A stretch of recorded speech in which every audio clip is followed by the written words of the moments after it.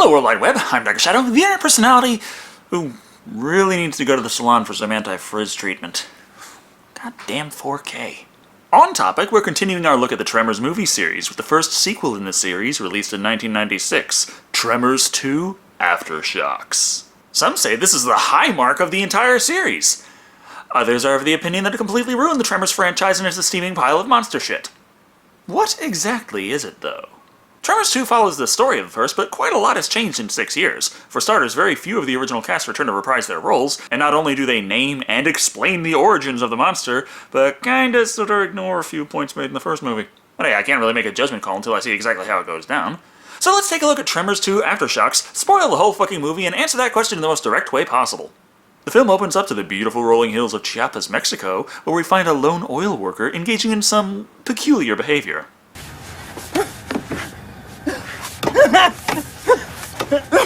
Either someone really loves their job, or I have played way too damn much Dead or Alive Extreme Beach Volleyball in my time. Or there's this big, horrible subterranean monster trying to kill them. Could be that too. But what luck! There's a convenient stack of barrels just out of frame! This means he can escape to the truck, as long as he is able to complete this physical challenge.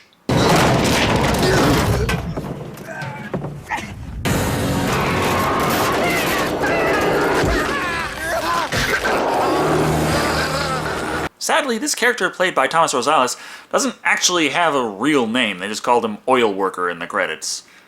Well, he's Mexican and food, so let's call him Jose Ole.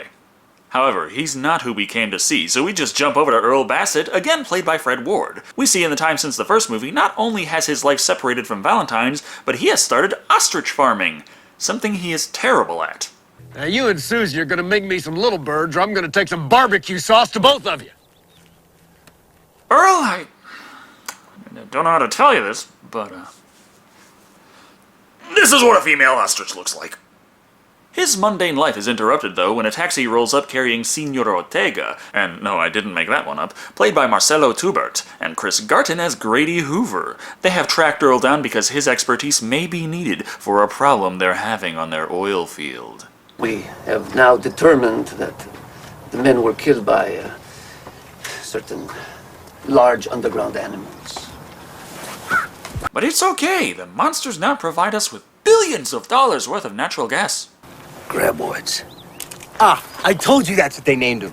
Yeah, as nice as it was in the first movie that they didn't have a name, the first thing they do here is establish that, yes, they have a name, and in fact it's one of the stupid joke ones they came up with in the first movie.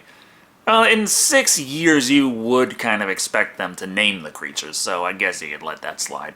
We need someone, an expert, to eliminate these creatures. Why the hell am I getting such a strong Aliens vibe from this movie? Possibly because Earl, one of the only people to see this thing and live, doesn't want to throw himself to the wolves, even if a small planet is in danger. Or Mexico. I'm in Texas. It may as well be another planet. That's where all the aliens come from, isn't it? But Grady isn't going to give up so easily, following Earl into his home to convince him and make small talk. Oh my God, you got your own one of these. Oh, I bet you made a fortune off this. Quarter. Well, somebody did. Sure wasn't me. Hold up for a fucking second. Didn't you just say... I told you that's what they named him. Yeah, less than 2 minutes later, we established that there was a super mega smash hit video game based on the events named Graboid. Okay, what the fuck is Ortega's excuse for not knowing what the hell they're called? Thing is, they established that due to not lawyering up, Earl actually mishandled his rights on a lot of things capitalizing on his story, so despite his fame, he is still broke as fuck. This adventure may well be a way to turn that around, though, as Ortega is offering $50,000 for every graboid Earl can kill. Maybe this is your big second chance. 50,000 is one thing, but I could have had free beer. I passed it up. But you gotta start somewhere, so Earl accepts Mr. Ortega's offer, along with Grady. I don't even know you. I drive a taxi, I live in a crappy apartment, I watch too much TV, etc., etc. Look, you're gonna need a partner. And Kevin Bacon is nowhere to be found, so you're stuck with me. With that, they make their final preparations to head out, cueing the kick-ass soundtrack.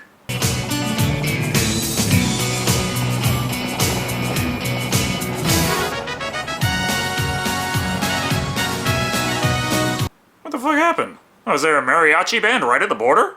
After arriving at the site, they meet Pedro, played by Jose Ramon Rosario, and while getting acquainted with everything, find out that Ortega neglected to mention a little detail. Oh, by the way, I have some good news. We are prepared to offer you double the price if you're able to capture one of the animals alive. Double? No, we weren't going to study them. Not to bring them back, but to wipe them out. Have you ever seen one of these things? It is only a suggestion. Well, I say we should nuke the site from orbit. It's the only way to be sure. Except for the fact these creatures are subterranean, therefore a surface nuke wouldn't really do anything. Never mind, I didn't really think of this plan out. Alright, we'll see about capturing a live one for you. Thus ends most of my Aliens references for this review, and thankfully we're not watching Carnosaur 2 here. We still have some important characters to introduce though, such as Kate Riley, played by Helen Shaver. I'll show you around. Are you thirsty or anything, you guys? Yeah, as a matter of fact, I am. Earl, you just met her good at least 10 minutes before you whip it out. Showing them around the lab and letting them know what they'll be using, she also introduces her assistant, Julio, played by Marco Hernandez. You know, you must have made a lot of money, huh? The royalties on that video game alone. Ooh! So, Julio. Super mega smash hit, including in Mexico! Why the hell didn't Ortega know that graboids are called graboids just like they are in Graboid? This just about covers all the character introductions, as we have a much smaller cast this time around. Along with all the toys Earl's asked to take care of the graboid problem, he's also got to strategize with Kate. Or find an excuse for this anyway. Sexualizing a woman's ass. I will not stand for this inequality. And unrealistically depicting women as actually wanting of sex. That's it! I'm starting a hashtag! But social media won't be enough to take the graboids down, so instead they track down the area the creatures have been hunting in, come up with a big, clanky metal lure to make vibrations, which strangely are not summoning the graboids to this location, so who knows if it works, and head out to Graboid Country, equipped with a seismological graboid motion tracker. Seems like everything's working okay. Well, sure it is, Earl. This is a high-tech professional operation here. You're not Carnosaur 2 movie. Stop it. Once they reach the target location, Grady deploys the graboid lure and the two men head out to hunt some monsters. It doesn't take long before they get a reading on the graboid detector, and phase 2 of the hunt begins.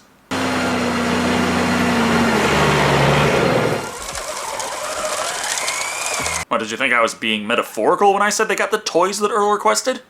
Despite the last movie showing over and over again how a Ford truck does nothing to stop the graboids, their strategy is to stay invulnerable on the truck, tempt the creatures with an RC car carrying dynamite, and once the bait is taken... 50 G's, baby! 50 G's! Which is all well and good, but the monsters from the first movie learn from their mistakes. Pretty quickly, too. And how the hell are they going to take the next one out?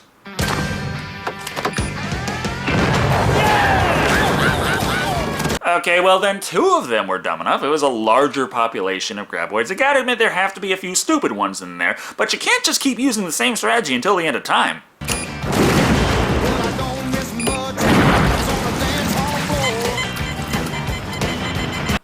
Or it could be so effective they do a goddamn montage. What the fuck happened? The 2 guys are so ridiculously good at killing graboids, not only am I starting to wonder how the hell they needed to track Earl down to do this in the first place, but they're starting to get complacent, leaving a radio on the ground to get gobbled up, and Grady walking out in the open away from the inexplicable safety of the truck. I know that song. As usual, no matter where you go, the radio station's just playing the same fucking songs over and over again. Slightly less heinous, this means a graboid has come to kill them. Unfortunately, it misses Grady, but that doesn't mean they're safe. Oh no. Snag the chain. Grab some bolt cutters. Son of a bitch! Bolt cutters could snap that and take care of your problem. What do I do?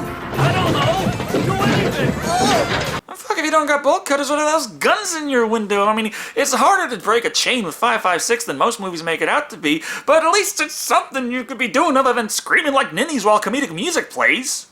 As they can't figure out how to take care of this problem, the graboid drags the truck around, heading straight for a cliff, which is how one died in the last movie, so it stops and changes course, this time heading straight for a boulder, which ends up snapping the chain and leaving the guys relatively unharmed. But from this vantage point, they learn something horrifying. 8 graboids are drawing near, and that's twice as many that even existed in the last movie, so you know they're serious. I think we're gonna need some help. Quick, get on the horn to Mattel. We're gonna need a hell of a lot more toys. Or they could call up Burt Gummer, again played by Michael Gross. Despite this being a call for backup, they make a little small talk first, which doesn't feel too out of place as it gets us caught up on how Burt's been doing between movies. He doesn't take too much convincing, though, once Earl drops the bomb. Find myself in a sort of situation. What kind of situation? A graboid kind of situation. Those bastards are denying your royalties again? I'll kill them! With that, Burt arrives at the site in Mexico, along with a few provisions generously provided by the local military. It's not all for himself, though. He brought a few spare side-by-sides for Earl and Grady. We're not hunting rabbits down here, Burt. Not shotguns. Double rifles. Elephant guns. We're not hunting elephants, either. I killed one of the things with those in the first movie, dickhead! In case you're wondering where Reba McEntire is, though, well, that's another actor they couldn't bring in for the sequel, so Heather and Burt broke up. Called me and told me to send her the HK-91. Ouch. I tried telling her you couldn't just send it FedEx and it had to go through a federal firearms license dealer, but then she just started yelling at me. But with Burt here and the experience he brings, what kind of new strategies will they employ to wipe out the graboids?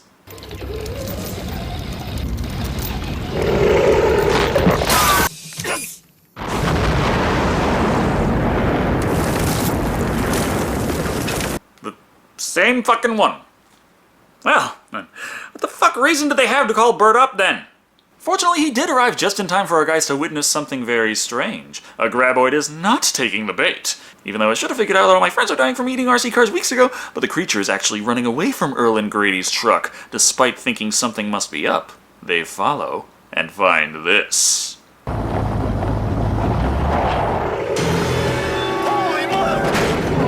Look out! They learned to do the jump scare!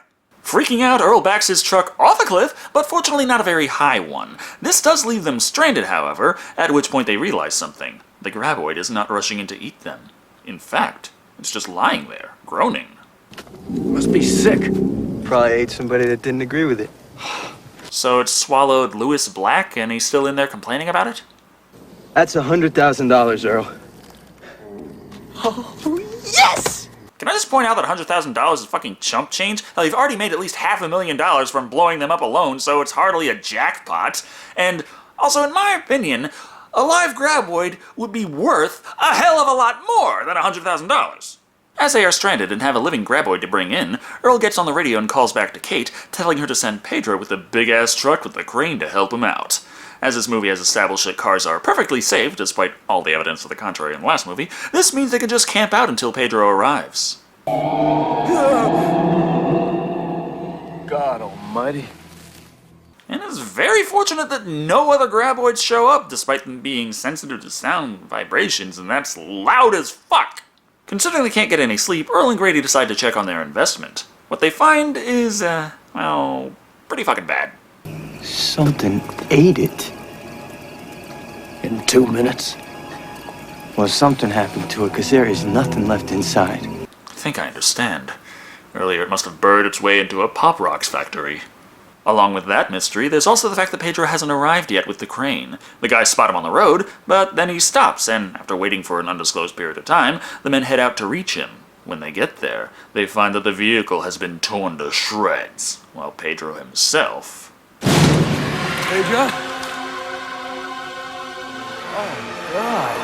was horrifyingly and terribly killed while off screen. And what the hell he was doing in the back of his truck when he should have been driving, I don't know, but well, there's your first problem. Unable to call for help as the radios are out, Earl and Grady head off to a local radio tower. Sure, they'll have no problem getting a good signal over there. Of course... Oh, man. Can't we ever get a goddamn break? The creatures have torn through all of the electronic equipment already, except for the seismographs, which aren't showing any more readings. So what could it be? Something answered very quickly as Earl and Grady find a car to hotwire, but before they can head off, must be ready to shoot as something is drawing near.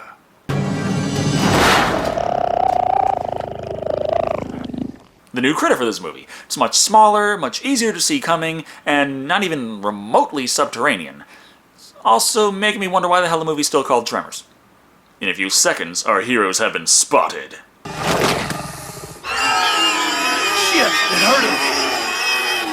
Which brings up what these creatures are called. Shriekers. Though in the movie itself, they never actually give them an official name. It's just what the special effects team were calling it while they were filming, and it kinda stuck. They kill a charging shrieker without much trouble, but before they can take it all in, a whole fuck ton of them arrive, so they must run! Burt, on the other hand, is still trying to head back to home base as he has lost radio communication with the others. And then...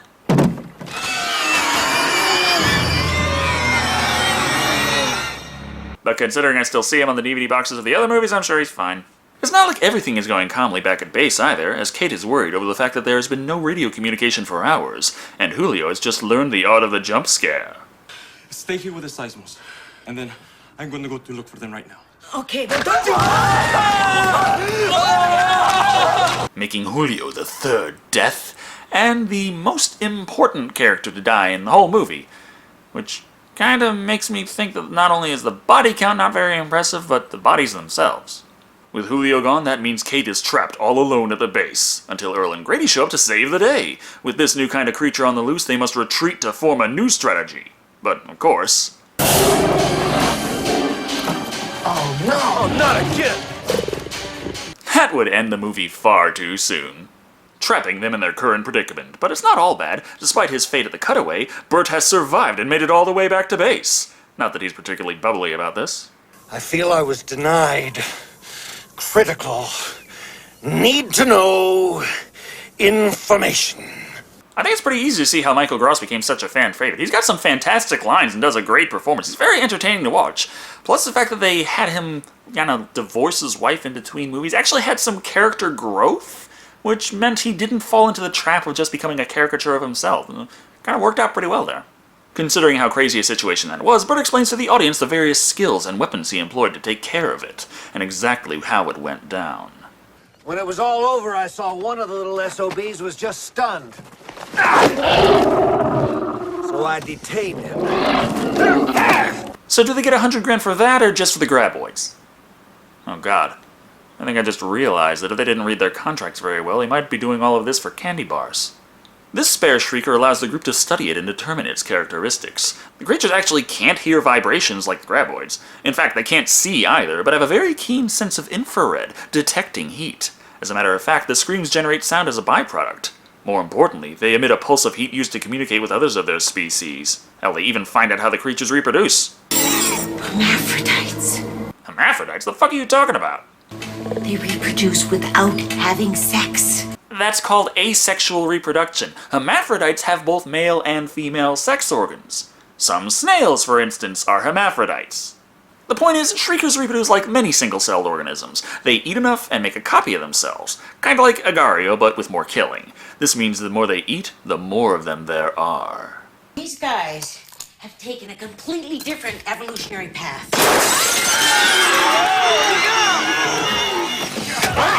And there was one left over in the truck that kinda managed to eat a few 100 pounds of rations. Oops. Which means they have to run like hell before they themselves become the next meal, escaping into a building that is hardly going to keep the critters out. But don't worry, like they found out, the critters are blind and deaf. So long as they can't sense the heat of them leaning against the walls, they'll be fine. Therefore, they use a door as a blind to sneak across and escape towards Julio's car. But there is one more shrieker in the way. Don't worry though, Burt brought a spare 50 BMG just in case. You'd actually think they would blow apart a little more than that. Have you ever seen a 50 BMG hit a water jug? Perhaps that is explained by the fact that this round didn't dump all its energy into the shrieker, instead penetrating the wall, the barrels, and the car. What? It's not my fault that the ballistics are whatever the hell the movie says it is. So, they're fucked. Trying to sneak back around, the shriekers spot them, and everyone winds up trapped in their own way. Burt in a bulldozer blade, and everyone else on the roof of a nearby building. With nothing to do but sit and wait for help to arrive, naturally they start yelling at each other. The reason I'm out of 9mm rounds is I was not properly briefed. And the reason for that is this mission was not properly researched. How's anybody supposed to research Precambrian life? What difference does it make now? Paleontology. That's how you study Precambrian life. Just putting that out there. Nevertheless, trapped as they are, this gives us plenty of time for Earl and Kate to hint at their feelings at each other, and monsters to remember that this is a Tremors movie and they're supposed to be smarter than this. Therefore, after spotting the guys on the roof, they begin working together to lift themselves high enough to catch them. Noticing this, Burt takes the initiative and lures the creatures away from everyone else, trapping them inside a nearby warehouse safe and sound. Except, of course, he didn't double-check what the Spanish rating was, noting what was stored inside. Rice flour. I didn't know! How could I have known? There are certain points where I'm starting to feel like the monsters are smarter than the people. However, Burt's broken down truck is in there too, along with all the explosives. Taking advantage of the fact that the monsters can't see cold, Earl volunteers to have himself sprayed down with a fire extinguisher to sneak in undetected. But strangely at no time falls to the ground screaming, "Oh God! The frostbite! Why did I think this was a good idea?" Of course, once they've gotten inside, the stuff starts wearing off, but slowly enough so that he can be in just the right place to reach one of the bombs, say fuck it, turn it on, and run like hell. Where the hell was the bomb? I don't know. I didn't have time. I just threw one in your truck. You what? That's 2.5 tons of high explosives, Earl! Yeah, I was having a real hard time, then I looked down at my wristband and thought, what would Michael Bay do? What they have to do is run like fuck. And I love how Burt finds them hiding behind a cheap plywood structure and is like, "No, idiots, find cover! Because this isn't exactly your average firework."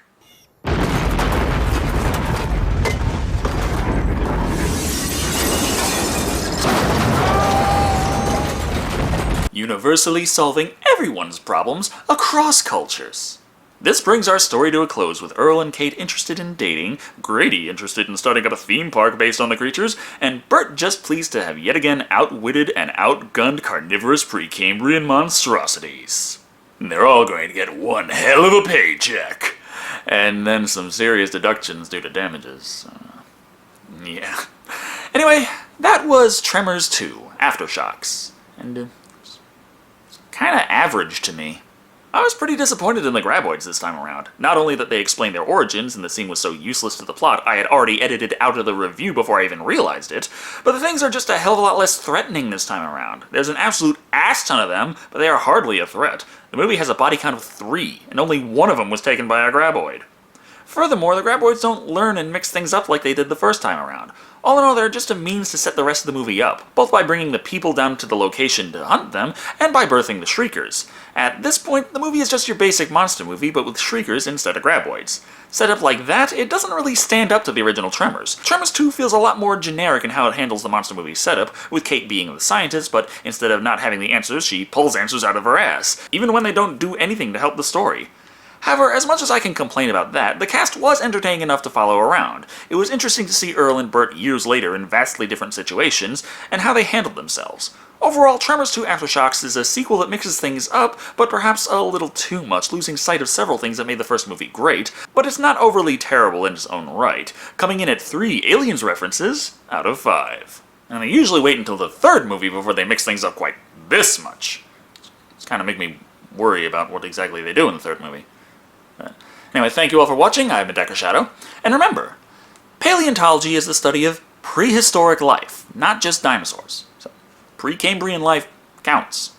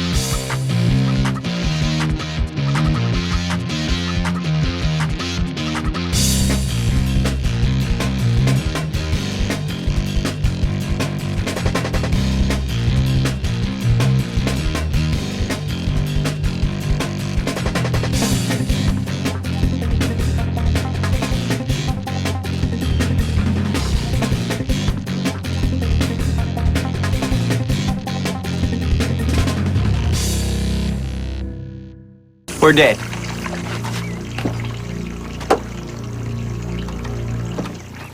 What?